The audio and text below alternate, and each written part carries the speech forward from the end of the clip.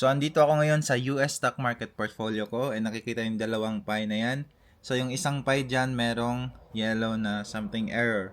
So, check natin at explain ko sa inyo kung ano yan. So, yung parang error na yon ay kailangan mo nang mag-rebalance ng iyong portfolio.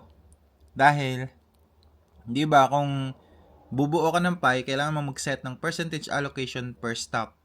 And ngayon, ang nangyari, halimbawa natin dito, si Micron, up na siya ng 51%. So, naging 75 US dollars na yung allocation ni Micron, which is tumaas na. So, yung target natin, nakikita nyo yan, 4% yung target natin kay Micron, pero 5.44% na siya dahil nga maganda yung perform ni Micron. Kung makikita nyo, ayan yung broken lines na yan, yun yung average cost nung nabili natin si Micron and nasa 1,000 na siya ngayon.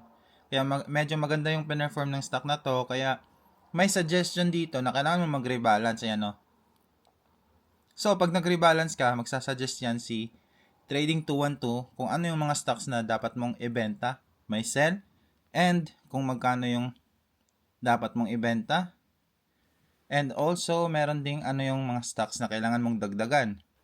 Yan, may nakabuy dyan. Pwede mo sundin to. Click mo lang yung next and click mo lang yung confirm. So, pwede ding hindi mo sundin. So, pwede mo ding i-adjust na lang yung percentage allocation ng mga magagandang stock na nandito. Like, example, yung Micron natin, gawin natin 5% or 6.